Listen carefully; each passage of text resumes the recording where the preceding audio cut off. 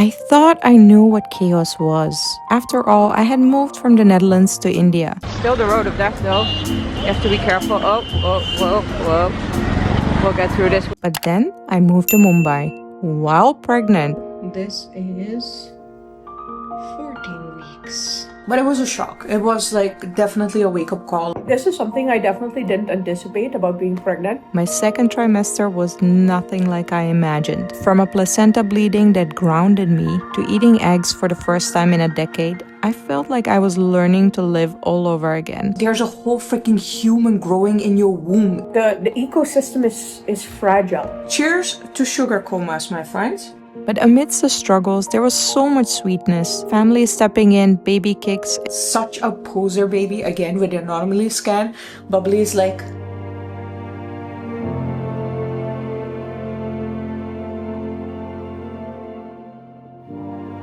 In the first episode of this series, I shared how I went from not wanting kids to embracing the idea of motherhood. In the second episode, when I discovered that I was pregnant, my first trimester is filled with the excitement of pregnancy but overshadowed by the uncertainty of our big move to Mumbai, which I'm showing in this episode. This is the story of how I made it through the chaos, the exhaustion, and the unexpected joys of my second trimester in Mumbai, India. A really, really nice dinner that my family-in-law sent, and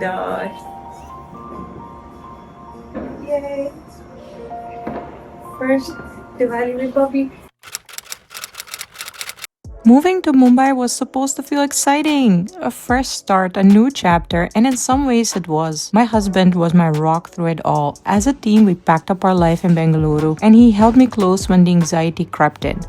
And soon I won't be fitting this dress either because it's starting to get really tight over here. So yeah, not only your tummy grows, everything grows. Wait, can you actually see it? This dress is still quite loose, so yeah. More tummy. Yeah.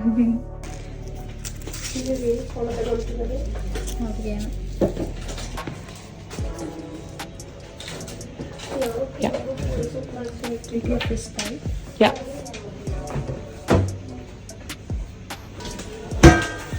Indian, right? Just did health tests for the baby. I am now officially 13 weeks and 6 days. Everything looks healthy. The heart looks healthy. Everything looks good. So, yay. Might have to do some extra tests because of my age. Heard the heartbeat of the baby. It's just magical. And then I'm sorry, I'm just like processing everything. So then also have a final due date, which won't change anymore. I'm not going to give it, but it's the best date ever. It's one of my favorite dates ever. So like, yeah, I hope baby, if you're listening, please come on that date. I love that date. It's just the best date ever. And yeah, it was just amazing.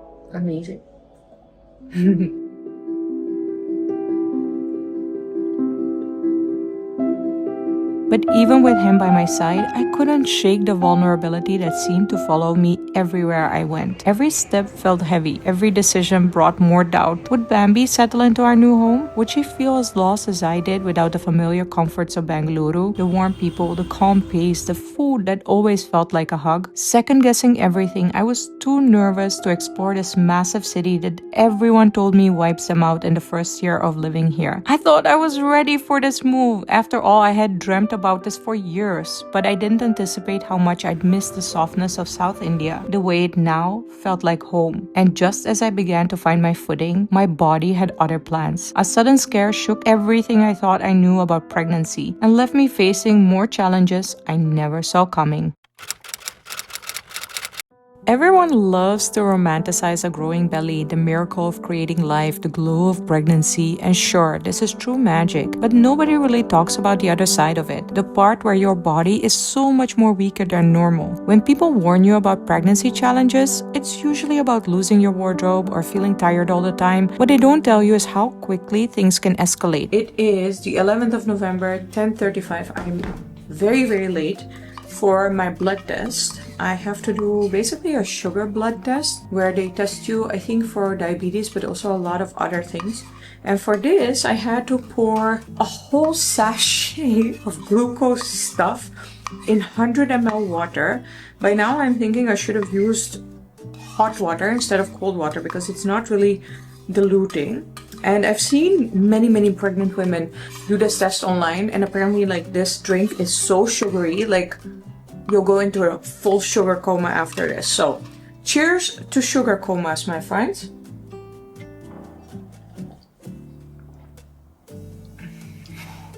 I don't want to say anything because I'm like, it ain't that bad. Maybe because I added the lemon. My doctor said like add the lemon.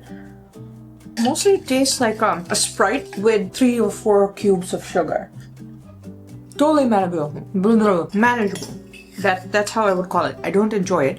It's not a pleasurable experience. Let's go into a sugar coma. Yay! Pregnancy, diabetes tests, anemia, and even internal bleedings. The second trimester is supposed to be when you settle into the best part of your pregnancy. For me, it was one health scare after the other, one complication after the next. Every test, every appointment felt like another reminder that I wasn't in charge of my body. And just when I thought I could catch my breath, my body needed me to take even more care of it than I did before. I have to catch you up on a few things that happened because I didn't vlog that.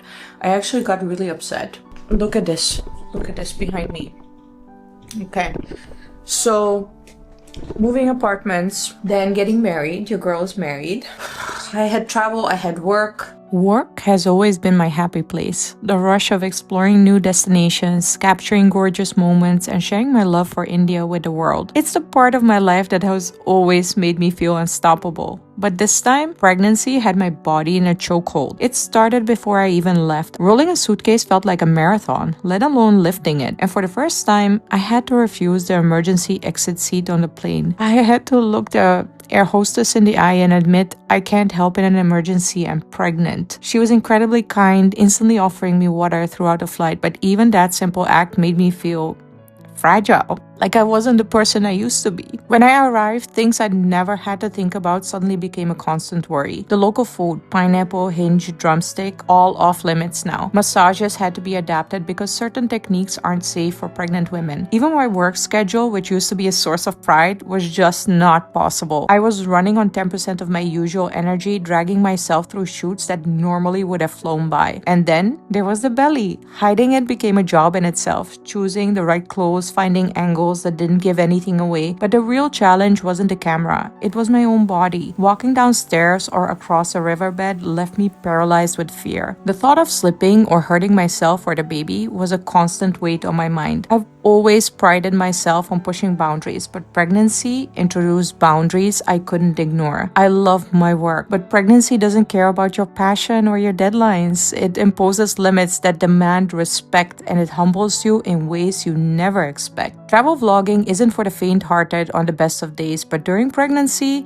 it's a different beast entirely. And just when I thought I was doing everything right, taking care of my baby and my body, my confidence was tested once again. I thought I could handle anything until a real threat for my baby came up. At the last checkup, it was an anomaly scan. They saw a bleeding in my placenta, and it was not a big bleeding, it was a little small bleeding, 9 milliliters, and they said if it would have been 40 milliliters, like you would have been on full bed rest right now. But because it's a small one, obviously, that's also why this test got preponed. They just want to check everything. But it was a shock. It was like definitely a wake-up call. I can't do everything that I'm doing right now. I'll never forget my first and immediately last shoot as a Mumbai resident before everything changed. Normally, early morning shoots are a thrill for me, but this time I felt so slow. The Mumbai heat, normally so pleasant and lovely, was unbearable, draining whatever energy I had left. By mid-morning, I was running headfirst into a wall of fatigue. My body screamed for rest, but I pushed through, determined to finish. I needed to wrap this up, so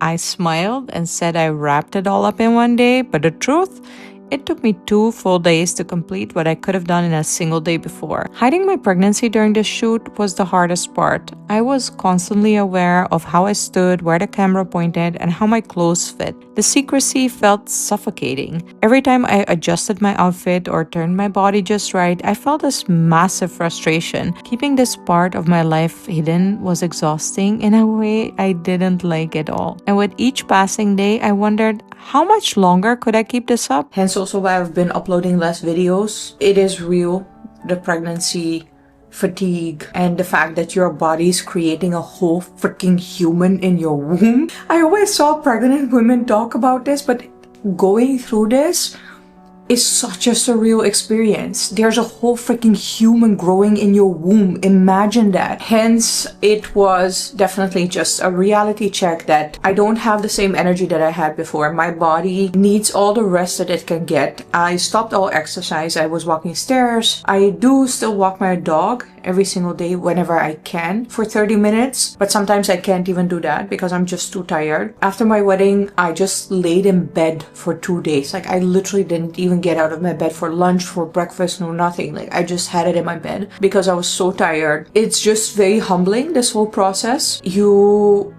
can't push yourself anymore like that because it's not just about you, it's about your child. If you push yourself previously, like, oh, you would only like maybe get an injury in your own body, but now like it might hurt the development of your child. Or even with the placenta bleeding, I was reading up on it, like what are the risks with a placenta bleeding. It is early delivery, and you don't want that. Obviously you want your child to stay in your womb as long as possible to fully develop. I got a scare. The doctors are fantastic. I have a new doctor. That was also a thing. Like, I had to get a new doctor. I was so attached to my previous doctor. I really, really loved my previous doctor, and I'm still in touch with her. And then I went to this new doctor, and it was just a completely different personality. Very type A personality, which just doesn't suit my personality. I need a very calm and assertive person. I don't need a dominant and assertive person, because that's when I usually... I like to take directions, especially from professionals. I don't like people telling me what to do in kind of like a dictator kind of way. Like, that will never work with me. It doesn't say anything about a doctor's expertise. I mean, she was very, very experienced and she definitely knew what she was talking about. It was just her personality where I was like, ooh, we are not a match, girl. I'm sorry. I am out of here and I need to find myself a calm and assertive Caesar Milan type of doctor, which I have found now. Very, very happy with my new doctor. She was very, very sweet. She also told me, like, you really have to take this seriously. Oh, I'm also getting progesterone injections now every single week. I got a tetanus shot. You can't vlog in the hospital, hence why I'm just talking about it now. Overall, I have to say, after I took rest, I feel so much better. I don't know if this is the sugar high kicking in, but I feel great. I had a lot more energy. I could move around a lot more. My stomach feels fantastic. My skin feels fantastic. So in general, yes, I can feel the baby moving also. You can't see it on the outside yet. Bubli is kicking pretty much throughout the day now, but every time I switch on the camera, the baby goes quiet. And you're a little camera shy. You weren't camera shy when we were getting the ultrasound. You were waving at the camera, literally went like, hi. You're cute too. Bubli. Bubli? Nope. Went full on quiet. Oh ho ho ho. Maybe it's my voice, I don't know. Sweet too. Bubli. Somebody posted like a tutorial where you can like feel the baby's body like when they're kicking. However, knowing how fragile everything is, I'm too scared. I'm just like, you know what? You just chill in there. Ain't nobody squishing you. We're just like doing like this. Like this. Okay. Quiet, baby. I've always been a foodie, someone who loves exploring, trying new things, and never worrying about what I could or couldn't eat. But pregnancy brought a new reality to that as well. A health condition turned my relationship with food upside down, with a list of restrictions longer than a grocery bill, foods I couldn't touch, meals I had to carefully plan, and cravings like chai I couldn't have anymore. It wasn't just a change, it was a complete shift in how I lived and ate, which obviously made life not just more difficult, but also a lot less fun. The baby now is, I think, like the size of a banana, which is like this. Like, oh, and yeah, Bubli. Bubli is the nickname. This baby, I tell you, the cutest. Bubli is such a poser baby. Again, with the anomaly scan, Bubli is like literally like smiling and posing. And then the cutest thing happened because she needed to check the spine. And for that, Bubli had to turn around. So she was like, the baby needs to turn around because I need to see the spine, but the baby's not turning. I had to sit on my side, and she said like, oh, this could take a while because in the morning I had another pregnant lady and she took 3 hours for the baby to turn. Like the baby just wouldn't turn. And then I was like, Bubli, hello, Bubli, can you please turn? Like, we need to get a different shot of you. Like, we need a different perspective. And this baby is just like, okay, mommy. Such a poser, such a poser. The radiologist was like, either you have a very obedient baby or you're lucky. And I'm like, well, I'm lucky in general, first of all, to be pregnant, because I just, until this day, every day, I think, for my blessing. I don't take that for granted any day. But I also think I'm a very strict mom. Like, I can see that in Bambi. Bambi also always listens to me. Oh God, I should like knock this off on wood, right? Like, what if I get the most disobedient child in the world? Let's hope not. That always happens, like if you praise them too much, right? Bubli, if you're listening, you're the cutest, do your own thing, but sometimes listen to mama, okay? We got this. Now let's see how this goes. Blood tests on the way. Bambi? Cute. It's okay. Go. Play with your puzzle box. Good girl. Good job, Bambi. As the baby grew heavier, I felt myself slowing down and even starting to appreciate this more gentle life. I'd always been someone who thrived on being active and getting things done, but now I was embracing my soft era, moving slower, resting more, and finding comfort in the stillness. My yoga ball became my best friend for back pain relief, and the pregnancy pillow was a game changer for sleep. Like a hug of support I badly craved for my aching hips. Strangely enough, I loved my growing belly. I didn't feel the body image issues people warn you about. Dressing up became fun, a way to celebrate this new version of myself. It was a softer, more gentle me, and I was at peace with that. But there was one thing I couldn't fully embrace: those frustrating food restrictions. The anemia that was discovered through the blood test meant carefully balancing every meal and avoiding so many of my favorite foods. That really tested my patience. Taking my medication now. This is medication round 1 of 2. I also have one at the end of the day right before I go to sleep, but it's they're quite large, these pills. Thank goodness I don't have issues taking any medication or even like getting poked or something, because otherwise this would have been a massive problem. But yeah, well, thank goodness. Not gonna lie though, getting poked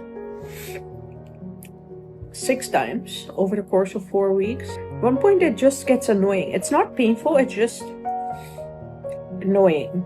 I'm very happy that's over, and like kudos to people who have to do that on a regular basis, because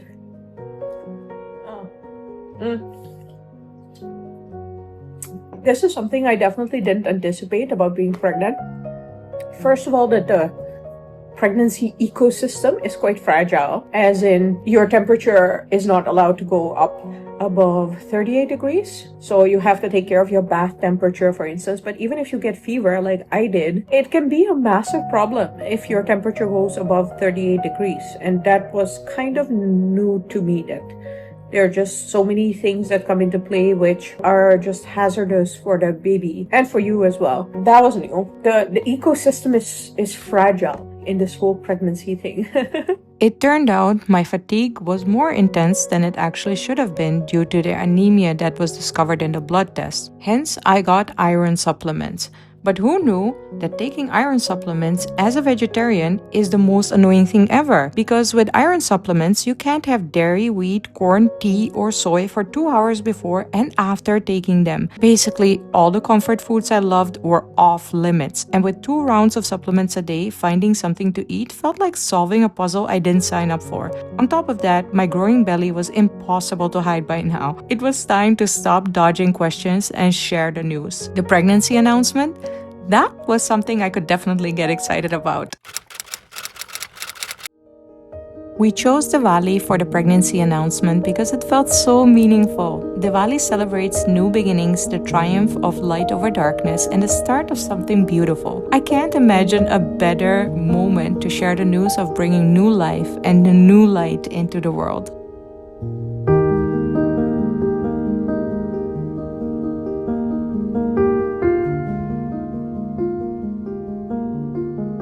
First Diwali with Bubli. To be honest, my energy is so low that I slept most of the day.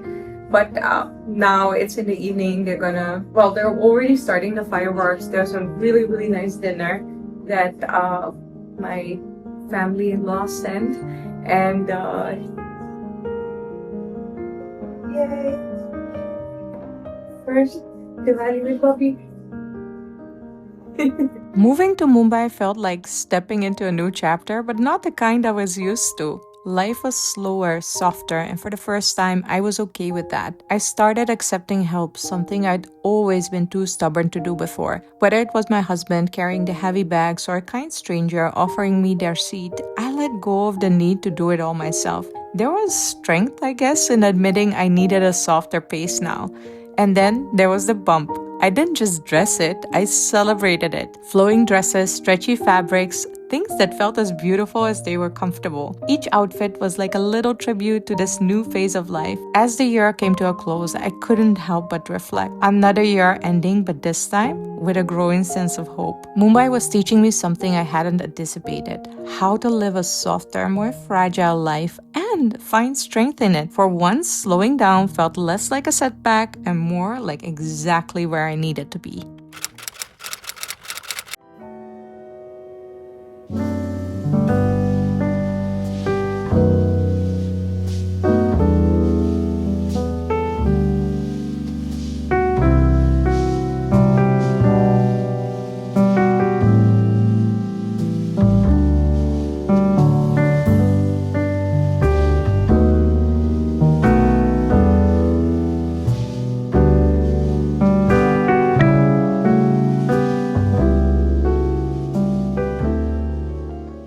In the next episode, my best friends Nadine and Bettina visit me in Mumbai, a trip we'd been dreaming about for years. But sometimes reality doesn't match the plans you've made. From unexpected challenges to Mumbai testing our patience once more, nothing about their visits went as planned. And yet, amidst the chaos, having my friends by my side during this pregnancy is the support I'll never forget. See you in the next video.